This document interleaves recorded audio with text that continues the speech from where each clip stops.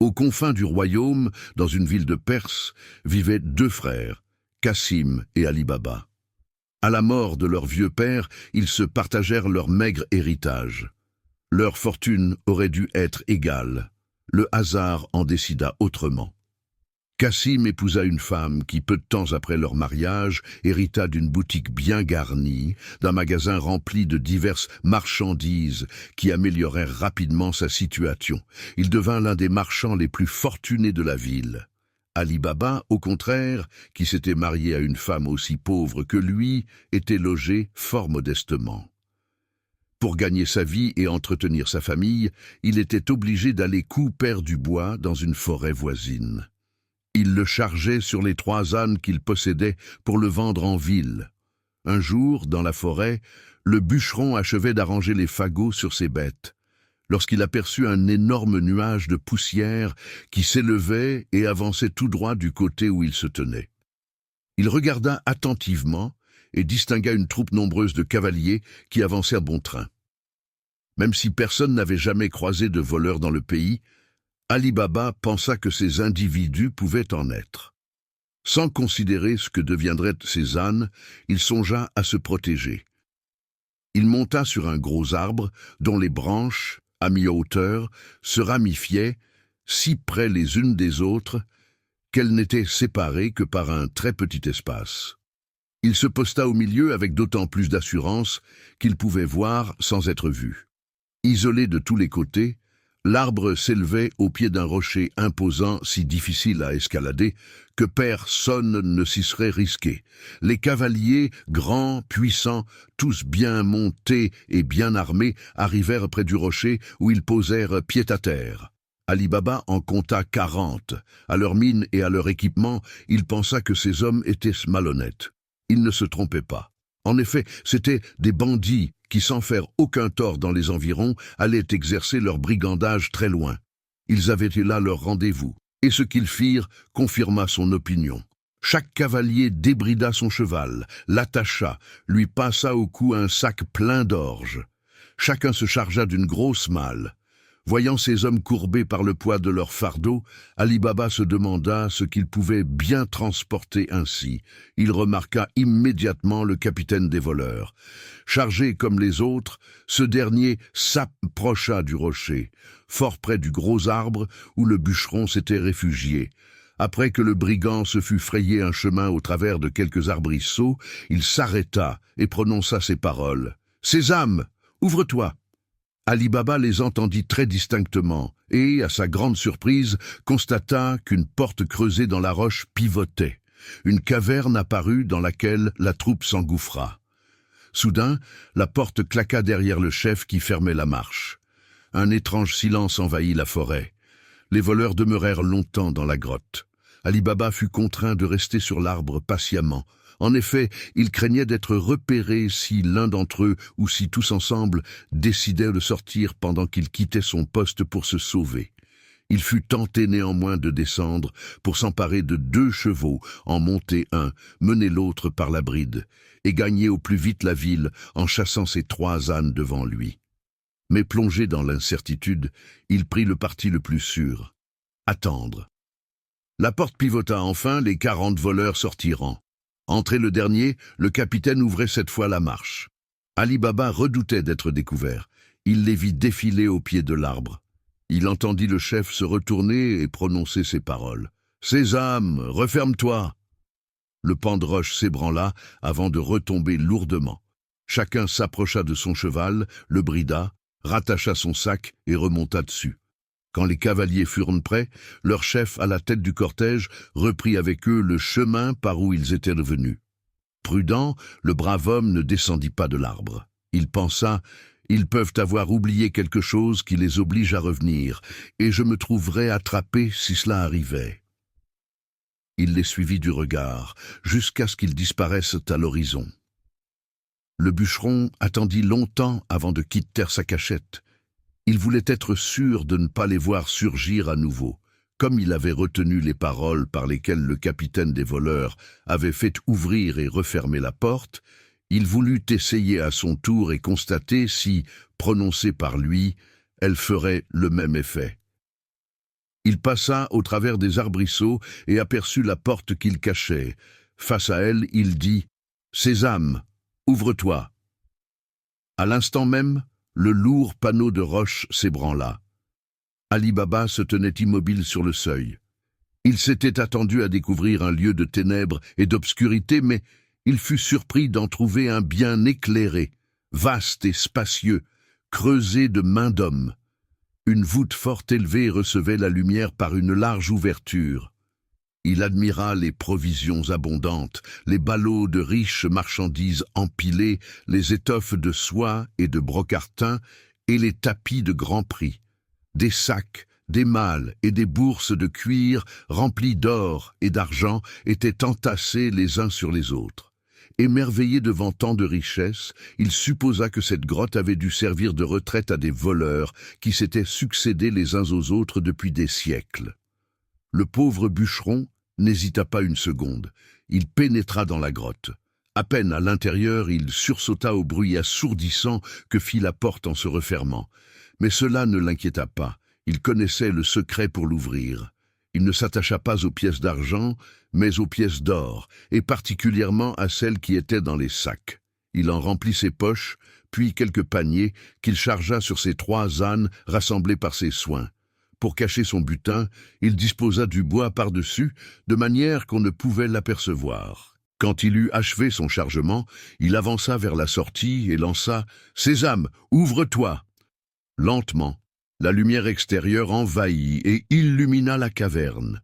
Ali Baba, une fois dehors, se retourna et, imitant le chef des voleurs, il prononça sur le même ton ces paroles « Sésame, referme-toi !» Il entendit le choc du panneau qui se refermait et constata que le rocher avait repris sa forme originale. Aucune trace d'ouverture ne laissait deviner la présence de cet endroit merveilleux. Cela fait, Ali Baba reprit le chemin de la ville. En arrivant chez lui, il fit entrer ses ânes dans une petite cour, puis s'enferma à double tour. Il se débarrassa du peu de bois qui couvrait les sacs. Il les porta à l'intérieur de la maison, les posa et les arrangea devant sa femme qui était assise sur un sofa. Celle-ci s'approcha des paniers. À la vue de tant de richesses, elle soupçonna son mari de les avoir volés. Quand il eut fini de tout déposer, elle ne put s'empêcher de lui dire « Ali Baba, serais-tu assez fou pour… » « Bah, ma femme, l'interrompit-il, ne t'inquiète pas, je ne suis pas un voleur. Tu cesseras de me soupçonner quand je t'aurai raconté ma bonne fortune. » Il vida les sacs. Devant ce gros tas d'or, son épouse fut éblouie. Alors il lui conta toute son aventure, du début à la fin. Lorsqu'il eut achevé son récit, il lui recommanda de garder le secret. La femme, revenue et guérie de son épouvante, se réjouit avec son mari de ce bonheur inattendu. Elle voulut compter, pièce par pièce, tout l'or qui était devant elle. « Ma femme, lui dit Ali Baba, tu n'es vraiment pas raisonnable. Que fais-tu? Quand vas-tu finir de compter? Je vais creuser une fosse et y enfouir ce trésor. Nous n'avons pas de temps à perdre. » « Il est bon, reprit l'épouse, que nous en sachions au moins à peu près la quantité. Je vais chercher une petite mesure chez la voisine et je le mesurerai pendant que tu creuseras la fosse. Ma femme, reprit Ali Baba, crois-moi, cela est inutile. Fais néanmoins ce qu'il te plaira. Mais souviens-toi, conserve le secret. Pour satisfaire sa curiosité, ignorant les recommandations d'Ali Baba, l'imprudente se rendit chez son beau-frère qui ne demeurait pas loin. Cassim n'était pas chez lui. Sans réfléchir, trop excitée à l'idée de compter ses richesses, elle s'empressa de dire à sa belle-sœur « J'ai besoin d'une mesure. Peux-tu m'en prêter une? Je n'en ai pas pour très longtemps. Je te la rendrai très vite. Tu la veux grande ou petite? » « Petite, je te prie, » lui répondit la femme d'Ali Baba en essayant de dissimuler sa joie. « Bon, attends un moment, je vais t'en apporter une. » L'épouse de Cassim disparut pour chercher la mesure et la trouva.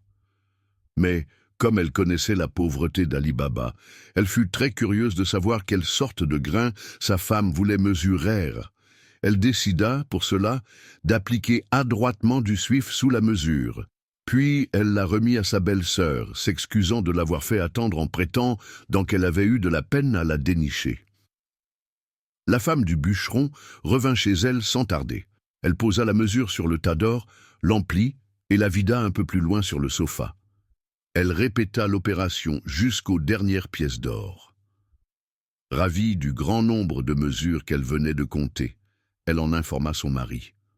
Au même moment, celui-ci achevait de creuser la fosse.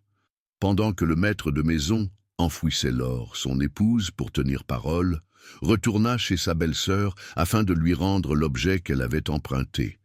Mais elle ne prit pas garde qu'une pièce d'or était restée collée sur le fond de la mesure. « Ma chère, dit-elle en la remerciant, vous voyez que je ne l'ai pas gardée longtemps. Tenez, prenez-la. Grand merci, je vous en suis bien obligé. » À peine eut-elle tourné les talons que la femme de Cassim posa la mesure à l'envers pour la ranger. Quel ne fut pas son étonnement d'y voir une pièce d'or collée par le suif. La jalousie et l'envie s'emparèrent aussitôt de son cœur. « Quoi ?» marmonna-t-elle, « Ali Baba possède de l'or. Mais où le misérable l'a-t-il pris? Serait-il devenu riche? Par quel miracle? Son mari était à sa boutique, d'où il ne reviendrait que le soir. Comment allait-elle supporter de l'attendre? La journée lui parut aussi longue qu'un siècle. Elle était folle d'impatience de lui apprendre une nouvelle dont il ne devait pas être moins surpris qu'elle. À peine rentré chez lui, le riche marchand fut sidéré d'entendre sa femme l'interpeller sur un ton de reproche. « Vous croyez être riche? Vous vous trompez. Ali Baba l'est infiniment plus que vous. Lui ne compte pas son or comme vous, il le mesure. »« Parle sans énigme, » lui ordonna Cassim. « Que veux-tu dire ? » « Eh bien, sachez que j'ai reçu la visite de la femme de votre frère qui me demandait de lui prêter une mesure. Par curiosité, sans l'en informer, j'ai enduit l'objet de suie. Voyez donc ce que l'innocente a rapporté sans le savoir. Une pièce de monnaie si ancienne que je ne peux même pas lire le nom du prince gravé sur l'une des faces, loin d'être sensible au bonheur qui pouvait être arrivé à son frère en le tirant de la misère. Cassim en conçut une jalousie mortelle. Il passa toute la nuit sans dormir. Le lendemain, à l'aube, il alla chez celui qu'il n'appelait plus frère. Il avait oublié ce nom depuis qu'il était marié à une riche veuve. « Ali Baba, l'apostropha-t-il, tu es bien cachotière. Tu joues le pauvre, le misérable, le gueux, et tu comptes ton or. »« Mon frère, reprit le bûcheron, je ne saisis pas ce que tu veux me dire. Explique-toi donc. »« Ne fais pas l'ignorant, » répliqua Cassim, en agitant la pièce d'or que sa femme lui avait mise entre les mains. « Avoue-moi plutôt combien tu possèdes de pièces semblables à celle-ci. Nous l'avons trouvée collée sous la mesure que ta femme est venue emprunter hier. » À ce discours, Ali Baba comprit qu'il était inutile de continuer de cacher ce que l'imprudence de son épouse avait révélé à ses envieux. La faute commise ne pouvait être réparée. Sans montrer la moindre marque d'étonnement ni de chagrin, le brave homme raconta son aventure à Cassim, par quel hasard il avait découvert la cachette des voleurs et en quel endroit. Enfin, il lui offrit, s'il voulait garder le secret, de partager avec lui ses nouvelles richesses. « Je l'entends bien ainsi, » menaça le jaloux.